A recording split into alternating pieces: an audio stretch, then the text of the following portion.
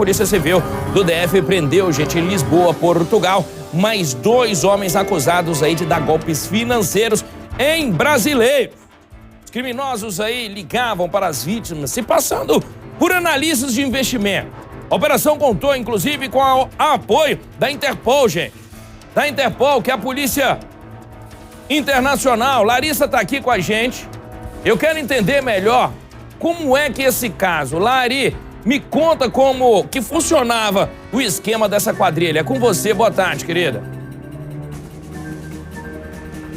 Oi, Fred. Boa tarde para você, para quem nos acompanha aqui no Balanço Geral. Esta é a segunda etapa, viu, dessa operação que começou pelo menos lá em março, uma investigação longa realizada aqui pela delegacia, a 9ª Delegacia de Polícia do Lago Norte. Inclusive, vários brasileiros, infelizmente, ficaram num prejuízo bastante grande. Um casal aqui do Distrito Federal, inclusive, após registrarem ocorrência, conseguiu-se constatar, então, que eles tiveram prejuízo de cerca de 630 mil reais por conta dessas transações financeiras, dessa promessa, né, de ganho de dinheiro, mas no final tudo se tratava de um golpe, inclusive da atuação dessa quadrilha criminosa, né, que agia inclusive de forma internacional. Eu estou do lado do chefe aqui da Delegacia do Lago Norte. Nós vamos conversar agora, pegar até detalhes, né, doutor Eric, sobre o avanço que a gente teve dessa primeira etapa para essa segunda. Eles eram audaciosos, continuavam a aplicar golpes apesar das primeiras prisões, né? Boa tarde. Boa tarde.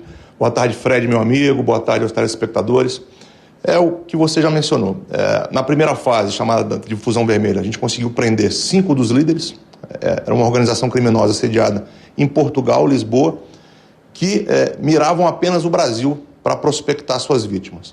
A gente efetuou essas 5 prisões, achávamos que tínhamos mandado uma mensagem clara que a gente não ia ser playground de criminoso internacional, mas depois dessas prisões começamos a receber novas informações que eles estavam tentando se rearticular, funcionar o escritório para reiniciar os golpes aqui no Brasil. A partir das informações, então, identificamos os novos líderes substitutos, alguns dos golpistas, e então efetivamos uma nova leva de pedidos de mandado de prisão que foram cumpridos nessa manhã pela Interpol.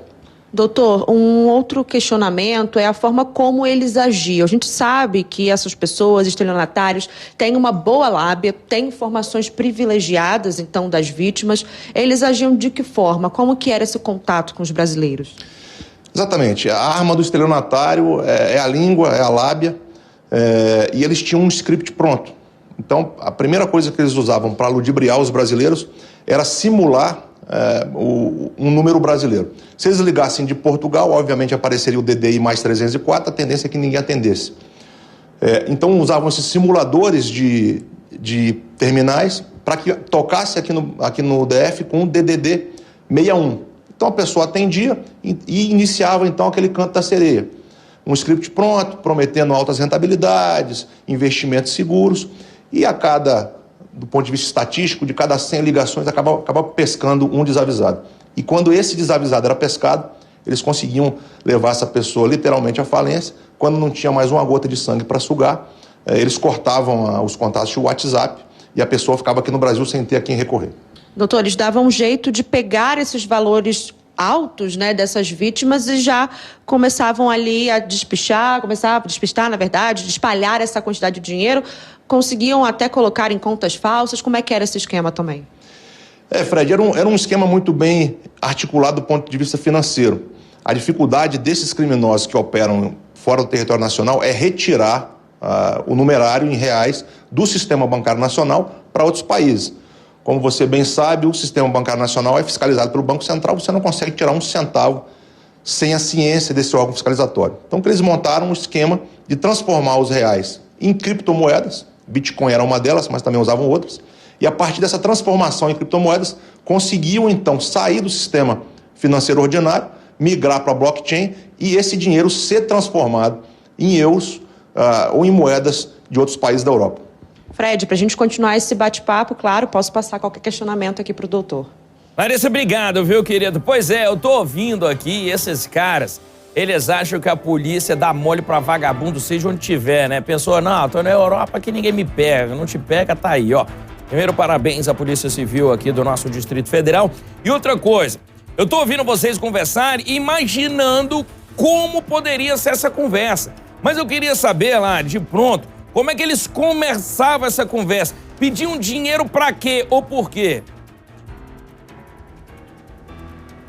Doutor, um questionamento do Fred é a forma como essa conversa era iniciada. Eles tentavam ali apresentar a forma como o dinheiro ia ser investido, mostrava ali alguns valores, algumas porcentagens na Bolsa Internacional que eles poderiam rentabilizar. Como é que era essa lábia mesmo? Perfeitamente, Fred. A lábia é aquela sempre da oferta de ganho certo, de rentabilidade. Uma das técnicas de investigação, eu mesmo, enquanto delegado, fingi que era um interessado e mantive um contato com um dos golpistas.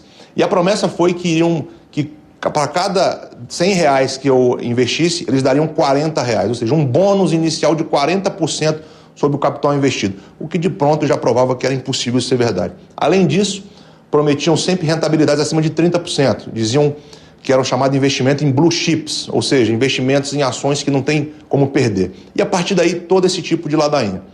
Na verdade, depois que a pessoa começava a efetivar os depósitos, era passado por um setor chamado retention, onde o golpista induzia, na verdade, a fazer operações de day trade em Forex. Para quem não conhece, Forex são investimentos em moeda estrangeira, é um mercado altamente volátil, e as pessoas começavam a perder tudo, e achando que estavam perdendo, mas na verdade esse investimento sequer era lançado no mercado real. Era só um engodo, incentivavam as vítimas a pensar que estavam perdendo dinheiro, para que elas não reclamassem, então. Mas, na verdade, o investimento sequer tinha sido lançado ao mercado, tinha sido direto desviado para o bolso dos criminosos. Doutor, muito obrigada pela entrevista. A gente, claro, vai seguir acompanhando. O intuito dessas prisões é, com certeza, também, passar essas informações para esses moradores aqui do DF, principalmente esse público-alvo, infelizmente, de pessoas que têm um poder aquisitivo um pouco maior, idosos acima ali de 60, 70 anos. Então, claro, fica também o nosso aviso para que essas pessoas, para que todos nós não caiamos nesses assuntos, nesses papos que são ali, parecem ser verdadeiros, mas não são golpes. Eu volto com você, Fred. Cara, o mercado de investimento, ele é complexo, gente, mas ele é muito complexo. Não inventa a moda, não. Esse negócio de ganhar rios de dinheiro com pouco investimento, isso não existe em lugar nenhum do mundo, tá certo?